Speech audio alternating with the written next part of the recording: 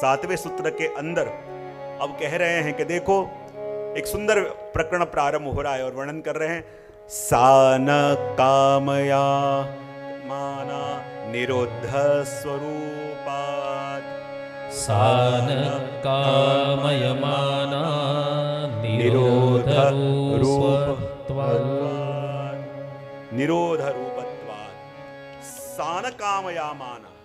अब देखो जब यहां 7वें सूत्र के अंदर नारद जी प्रेम का दर्शन करा रहे हैं और कह रहे हैं कि देखो प्रेम और काम ये दोनों में बहुत हल्की सी लकीर है और उस लकीर का पता अपन को चले कैसे। सान कामयमाना निरोध रूपत्वात्। यहां 7वें सूत्र के अंदर आपने प्रेम और कामना, प्रेम और काम दोनों का सूक्ष्म भेद अपन को बताया है और कह रहे हैं दोनों में से एक सिंपल भेद क्या। देखो यहां जब भक्ति की व्याख्या आपने कही और ये बताया कि भक्ति में क्या क्या होता है, लेकिन अब ये सूत्र से बता रहे हैं कि भक्तों में क्या क्या होता है। भक्ति में क्या क्या है क्या नहीं है ये तो अपन को बता ही रहे, लेकिन अब बता रहे हैं कि जिसके हृदय में भक्ति प्रगटी है तो भक्तों में क्या क्या होता है। और सबसे पहले बता दिया कि भक्ति और कहते हैं प्रेम है, और प्रेम और कामना, प्रेम और काम ये दोनों को समझना बड़ा दुष्कर है। प्रेम जागा है अंदर के कामना जागी, इसका प्रमाण क्या। प्रेम जागा है कि काम जागा है, पता चलना बड़ा दुष्कर है। बोले क्यों? क्योंकि शाम और काम दोनों पिता पुत्र हैं। शाम और काम दोनों पिता पुत्र हैं, दोनों शाम हैं, दिखने में बिल्कुल समान, और उनको पहचानना बड़ा मुश्किल है। और दूसरे भाषा में आपको कहूं तो मैं कई बार कहता रहता हूं कि प्रेम और काम देखो तो कैसे हैं, बोले दोनों ट्विंस भाई ना हो ऐसे। कई बार आप देखना कहीं ट्विंस बालक हो ना तो उसको उसकी मम्मी कपड़े भी एक से पहनाती है, कपड़े भी एक से और एक से तैयार करके लाती है, दूसरों को पता न चले कि इसमें से चिंटू कौन है मिंटू कौन, पता नहीं चले, और दोनों में से कौन है पता नहीं चले, और देखने में बिल्कुल एक से, कपड़े एक से, कोई फर्क नहीं। अब कोई फर्क नहीं तो पता चले कैसे। अब देखो कई बच्चे ऐसे होते हैं, बड़े होते हैं तो भी देखने में बिल्कुल एक से, कपड़े एक से, पर इसका मतलब क्या? देखने में समान है, वस्त्र समान है, पर क्या उनका स्वभाव भी समान होगा? क्या लगता है? ट्विंस हैं, देखने में समान लग रहे हैं, कपड़े समान पहने, फिर भी स्वभाव में जमीन आसमान का फर्क होता है। जमीन आसमान का फर्क होता है। बोले क्यों? क्योंकि देखने में समान है लेकिन स्वभाव अलग है। वैसे ही प्रेम और काम, इनके अंदर हर एक व्यक्ति कंफ्यूज रहता है। कई बार एक से कपड़े होने के कारण जगा रहे हैं अपन काम को और मान रहे हैं कि ये प्रेम है। तो प्रेम और काम ये दोनों का भेद जानो कैसे। और इस सूत्र के अंदर नारद जी स्पष्ट कर रहे हैं कि जो बात मैं कह रहा हूं वो प्रेम की है, और सबसे पहले शुद्ध प्रेम को जानना हो तो पहले ये जानना पड़ेगा कि कहीं काम को प्रेम मान के कंफ्यूज मत हो जाना। प्रेम और काम ये दोनों के भेद को जान लेना। और दोनों का भेद क्या है? तो कहा सान कामयामाना निरोध रूपत्वात्। और कहा कि काम और प्रेम दोनों का सूक्ष्म भेद अपन देखें तो दोनों में से भेद क्या है? तो यहां वर्णन करते हुए कहा कि प्रेम का एक ही लक्षण है, प्रेम का एक स्वभाव है। बोले क्या? कि वह भक्ति कामयते इति काम्यमाना, कहते हैं ना, वो भक्ति है ना, वो कामनामय नहीं है। भक्ति उसको कहते हैं कि जिसमें खुद के लिए कुछ भी पाने की, खुद को सुख मिले या खुद की इच्छा पूरी हो, ऐसी कोई भी कामना जिसमें नहीं है उसको परम प्रेम यानी भक्ति कहते हैं। और जो प्रेम के नाम से अपन कर रहे हैं, प्रेम के नाम से अभिव्यक्ति कर रहे हैं, लेकिन उसमें सूक्ष्म रूप से खुद को सुख मिले, ये कामना है, तब वो काम हो जाता है। भेद को समझना, और भेद को समझना इसलिए तो महर्षि अंगिरा के मध्य मीमांसा के अंदर आपने व्याख्या दी और कहा कि वो भक्ति कैसी है, अकाम्यासाह। अकाम्यासाह यानी जिसके अंदर कोई भी कामना नहीं है कि मुझे रंचक भी सुख मिल जाए। और जब अपन भक्ति के नाम से, अपन प्रभु के प्रेम के नाम से जो भी कुछ करते हैं, कहीं ना कहीं सूक्ष्म कामना तो जागती ही है। चाहे अपन वो वस्तु को स्वीकार करने स्वयं तैयार नहीं होते कि मेरे अंदर कोई कामना हो ही नहीं सकती, मैं तो प्रभु के सुख का विचार कर रहा हूं, मैं तो प्रभु के, लेकिन वो बातें कुछ और होती हैं, लेकिन अंदर चल रहा कुछ और होता है। अंदर कामना आ ही जाती है, और वो कामना देखो, लौकिक हो तो भी कामना और अलौकिक हो तो भी कामना। कामना तो कामना है, डिमांड तो डिमांड है, इच्छा तो इच्छा है। यदि ऐसा होता है मेरा ये काम हो जाए, मेरा वो काम अटका हुआ हो जाए, अरे ये हो जाए वो हो जाए, तो वो तो कामना है। लेकिन वही मन से अपन पहले लौकिक कार्य करते थे, अब लौकिक में से वो व्यक्ति अलौकिक में आ गया, पर मन तो वही लेके आया। मन पहले भी कैलकुलेशन करता था और यहाँ आध्यात्म में आके भी कैलकुलेशन करता है कि इतना इतना पाठ किया, कोई अनुभूति क्यों नहीं, इतना इतना पाठ किया, प्रभु के दर्शन क्यों नहीं, इतने इतने मैंने कर रहा हूं, प्रभु अनुभव क्यों नहीं करा रहे। तो ये भी तुम्हारी कामना है, ये भी डिमांड ही है। वो लौकिक में डिमांड करते हो और इसमें भी डिमांड करते हो, तो डिमांड ही रही, इसमें कोई फर्क नहीं पड़ा है। आप वही मन को लेके जो पहले लौकिक में सौदे करते थे, अब यहां अलौकिक में आके प्रभु से सौदा चालू कर दिया कि इतने पाठ मैंने किए, क्यों अनुभव नहीं, इतना मैंने ये किया तो क्यों कृपा नहीं, क्यों मुझे ये दर्शन ना हो, ये ना हो। ये डिमांड है, और ये डिमांड में और ये डिमांड में कोई फर्क नहीं है। डिमांड तो शुद्ध डिमांड ही रहती है, कामना तो शुद्ध कामना ही रहती है, उसमें कोई फर्क नहीं पड़ता। और जब ये कामना जगी तो मानो ये प्रेम नहीं रहा, वहां कामना आ गई। क्योंकि मुझे अनुभव हो तो अपन ने खुद को अनुभव कराना क्यों चाहा? यदि अनुभव होगा तो मुझे सुख मिलेगा। यदि प्रभु ने दर्शन दिए, देखो प्रभु के सुख का विचार हो तो अपन कहते हैं प्रभु मुझे कोई उतावल नहीं, जब आपको सुख हो तब देना। पर अपन कहते हैं प्रभु दर्शन क्यों नहीं आपके, प्रभु सामने कब प्रकटोगे? तब मानो उनकी इच्छा हो कि न हो, आपके सामने हाजिर हो ऐसा आप चाहते हो। बोले क्यों? यदि सामने आएंगे तो आपको सुख मिलेगा, और खुद सुख चाहा तो फिर वो प्रेम नहीं, वो काम हो गया। खुद चाहा तो फिर वहां कामना आ गई, और कामना आ गई तो फिर वो प्रेम नहीं रहा। और इसलिए यहां पे कह रहे हैं कि देखो जब जब भी अपन कुछ भी करते हैं, देखो ये गोपियां जो भी करती है ना, उसमें प्रभु खुद के सुख की विचार नहीं है। गोपियां प्रभु कहते हैं ना कि मेरी गोपियां श्रृंगार करती हैं तो इसलिए कि मुझे सुख मिले। वो गोपियां माथे पे टीका लगाती हैं, चंदन लगाती हैं क्योंकि मुझे सुख मिले। मुझे जैसे सुख मिले वैसा वेश वो लेने को तैयार है। उनके मन में ये भाव नहीं है कि ऐसे करेंगे तो सुंदर लगेंगे, ऐसे करेंगे तो सुंदर नहीं लगेंगे, ये कोई विचार नहीं है। उनके मन में यही भाव है कि हम ऐसा क्या करें कि हमारे प्रभु को सुख मिले। और ये भाव जब आ जावे तब उसको कहते हैं प्रेम। और कहते हैं लौकिक विषय के पीछे अपन भागे कि ये कामना पूरी हो जाए, वो कामना पूरी हो जाए। प्रेम को तो आपने अमृत स्वरूप कहा, लेकिन खुद कामना चाहते हैं, खुद सुख चाहते हैं। हा? प्रभु से अपन कहते हैं जब जब भी अपन नाम तो भक्ति का लेते हैं, नाम तो प्रेम का लेते हैं, लेकिन बार बार खुद सुख, ऐसा कहोगे मुझे अच्छा लगेगा, ऐसा करोगे प्रभु तो मुझे अच्छा लगेगा, प्रभु आप ऐसे करोगे तो मुझे आनंद मिलेगा।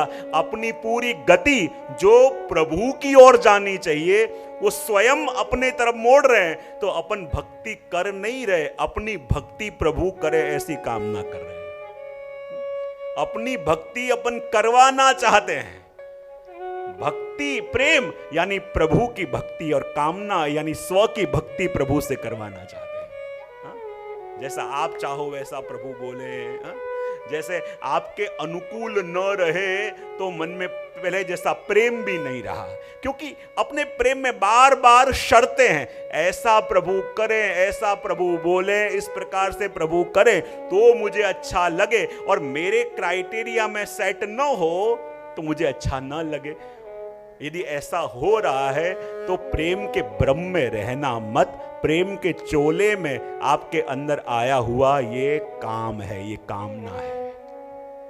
उसके सूक्ष्म रूप को पहचानना बड़ा जरूरी है। और कह दिया कि ये लौकिक विषय भी अपने अंदर आते हैं ना, तो ये लौकिक विषय कैसे हैं? ये देखो, विषय ज्यादा दिन तक रहते नहीं है, पुराने पढ़ते ही हैं, और विषयों का अनुभव करती है इंद्रियां, और इंद्रियां भी शिथिल होए बिना रहने वाली नहीं है।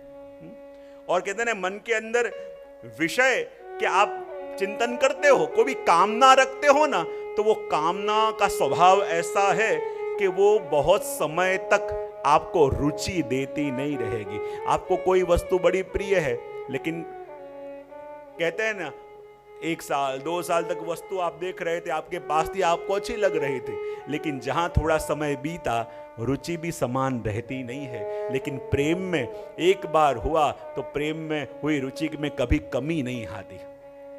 और कहते हैं ना, जैसे जैसे रुचि बढ़ती घटती रहे तो मानो वो कामना है। और काम का स्वभाव ये कि सदा भोगता नहीं रहता, थक जाता है। अब देखो, कोई वस्तु आपको कितनी भी भाती हो, आप ज्यादा खाओगे तो एक लिमिट होगा, आप थक जाओगे। लेकिन प्रेम में तो हम सदा अतृप्ति है। कितना भी अपन किसी को स्नेह करते हो, चाहे उसकी सेवा करें, टहल करें, सब कुछ करके भी कभी उसका मन भरता नहीं। सब कुछ करके भी ऐसा ही लगता है अभी कुछ हुआ नहीं। देखो, काम और प्रेम दोनों में ये फर्क है। जहां कामना होगी वहां थोड़ा सा करोगे ना तो भी ज्यादा जताने का मन होगा। मैंने इतना किया, मैंने इतना किया, मैंने वो किया, ये किया। क्यों?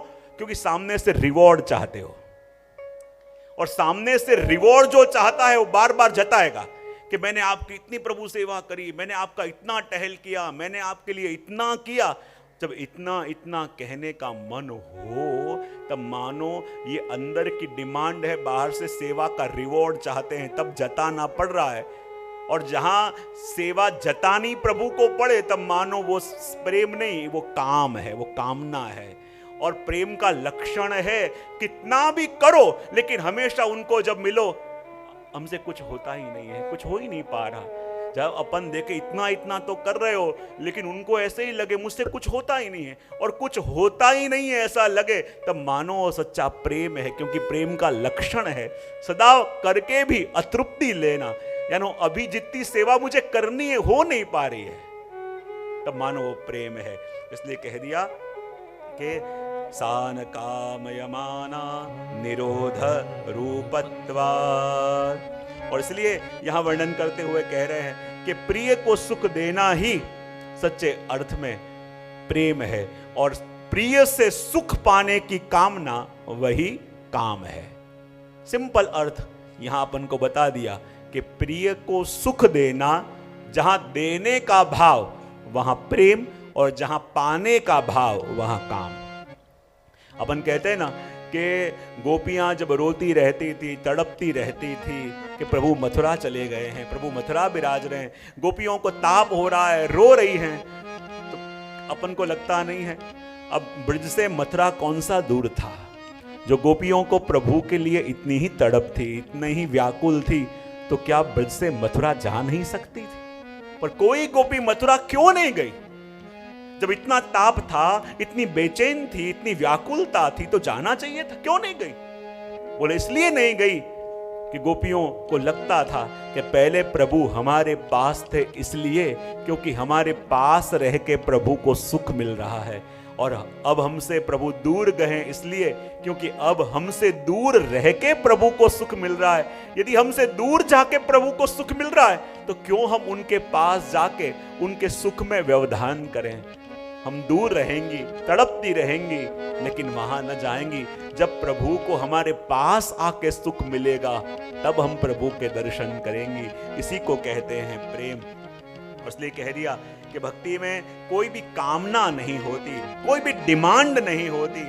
और कहते हैं ना कि निरोध रूपत्वाद, और मन का निरोध करना यानी क्या? जैसे यदि किसी व्यक्ति को आपने कारागृह में बंद कर दिया, कहीं जा नहीं सकता, कहीं कुछ को कर नहीं सकता, उसको निरोध नहीं कहते। जब नदी बह रही है और बहती हुई नदी पर जब बांध लगाया जाए तो इसको कहते हैं ये निरोध की अवस्था है, यानी निग्रह करना। और इसलिए कह दिया कि प्रभु भी जब अपने जीवों का निरोध सिद्ध कराना चाहते हैं, जब प्रभु भी अपने जीवों को अपने स्वरूप में निरुद्ध करना चाहते हैं, और योग की व्याख्या भी है ना, योगश्चित्त वृत्ति निरोध, चित्त वृत्ति का भगवान में निरुद्ध हो जाना, उसी अवस्था को कहते हैं निरोध। और ये प्रेम क्या है? ये तो निरोध की अवस्था है, यानी अपना चित्त जब भगवान में निरुद्ध हो जाए, उस अवस्था को कहते हैं प्रेम। और देखो, जब भगवान किसी को अपने प्रेम के लिए चुनते हैं, किसी जीव का निरोध सिद्ध कराना चाहते हैं, तो कहते हैं भगवान दो रूप से करवाते हैं, दो रूप से उसका निरोध सिद्ध करते हैं। बोले कैसे? तो सबसे पहले कहा कि जैसे उत्तम स्वामी अपने सेवक को डरा डरा के किसी भी अवस्था से उसकी गलत आदतें छुड़वाता नहीं है। यदि कोई स्वामी हो और अपने सेवक की बुरी आदतें हो तो उसे डांट के, धमका के, कोई लालच दे के भी छुड़वाता है। और वैसे प्रभु भी जब अपना निरोध सिद्ध करना चाहते हैं, तो हमारे मन में और हमारे जीवन में आया हुआ दुस्संग भी है ना, वो कोई न कोई कारण, ऐसा कोई संग, ऐसी कोई जगह, ऐसी कोई पोस्ट या ऐसा कोई माहौल दे के अपनी वो गलत वस्तुएं छुड़वाते हैं। ये भी प्रभु की कृपा है, क्योंकि अपना निरोध सिद्ध कराना चाहते हैं। और कहते हैं कि भगवान भक्ति का, कहते हैं ना कि भगवान जब किसी के जीव के ऊपर कृपा करना चाहते हैं तो कृपा कैसे करते हैं कि उसकी ऐसी अवस्था हो जाती है, वो जहां भी रहे, जहां भी जाए, प्रभु के उसे दर्शन होते रहें। और दर्शन होते रहे यानी अपन कहे ना, ये पूरे जगत में भगवान के 14 साक्षी हैं। जानते हो ना आप कि अपन दिन में जो भी कार्य करते हैं, वो कार्य करने के, अपन जो कर्म करते हैं, उसके साक्षी कौन है? जब कोई केस कोर्ट में जाता है तो जज पूछते हैं कि इसने ये गलत काम किया, इसके विटनेस कौन है? तो वैसे ही अपन जब कोई भी कर्म करते हैं ना, तो अपने 14 साक्षी हैं, और वो 14 साक्षी भगवान के प्रतिनिधि कहे जाते हैं। और वो 14 साक्षी कौन हैं? तो अपने वहां कहते हैं ना, सूर्य, अग्नि, आकाश, वायु, इंद्रियां, चंद्रमा, संध्या, दिवस, रात्रि, दिशाएं, पृथ्वी, जल, काल, धर्म, ये सब अपने कर्मों के साक्षी हैं, और ये सब प्रभु के प्रतिनिधि हैं। और जब इन सभी के अंदर अपन को यही लगे कि साक्षी के रूप से प्रभु ही मेरे ऊपर दृष्टि करके मुझे गलत वस्तुओं से रोक रहे हैं, तो धीरे धीरे उसका निरोध सिद्ध होने लगता है। और कहते हैं कि जीव का निरोध जब अपने स्वरूप में सिद्ध कराना हो तो भगवान कैसे कराते हैं? बोले 3 स्वरूप से। बोले कैसे? एक सखा रूप से प्रेम करके, एक पति रूप से, और एक बालक के रूप से। कभी अपने सखा बन के भी कृपा करें, कभी अपने स्वामी बन के कृपा करें, और कभी बालक बन के भी। देखो, जैसे घर में कोई व्यक्ति है, वो गलत आदत करके घर में आया है, और उसकी पत्नी ने कहा कि अरे ये वस्तु आपने क्यों कही? क्योंकि समझने वाला व्यक्ति भी इन तीनों से समझता है कि नहीं, सखा है, पत्नी है और बालक है, और ये तीनों रूप से जीव जुड़ता है। बोले कैसे? कि जब एक तो सखा होता है, मित्र होता है, और सच्चा मित्र होता है। यदि आप कुछ गलत कर रहे हो तो आपको सखा के रूप से समझाता है, और यदि न माने, घर पे गए तो पत्नी भी समझाती है और अपन को कहती है ये करोगे तो ये मुश्किल हो जाएगी, लेकिन व्यक्ति गुस्से में आके उससे लड़ लेता है और कहता है कि तुम निकल जाओ। वो कहे मैं कहाँ जाऊंगी, तो ठीक है मैं निकल जाता हूँ। और जैसे वो कहे वहीं छोटा सा बालक आके पिता का हाथ पकड़ ले, तो जैसे बालक की बात सुन के वो सब कुछ छोड़ देता है और मार्ग पे आ जाता है, वैसे ही प्रभु मित्र बन के समझाते भी हैं, स्वामी बन के टोकते भी हैं, और यदि फिर भी न माने तो अपने घर के छोटे बालक बन के अपना हाथ पकड़ के अपन को रोक भी लेते हैं। और इतने रूप से प्रभु अपने जीवों के ऊपर कृपा करते हैं। ये बात यहाँ 7वें सूत्र के अंदर कही, और आगे इसी वस्तु का विस्तार करते हुए आगे कह रहे हैं कि ये भक्त का निरोध सिद्ध करने के लिए भगवान ने जो बात कही, आगे उसका विस्तार करते कह रहे हैं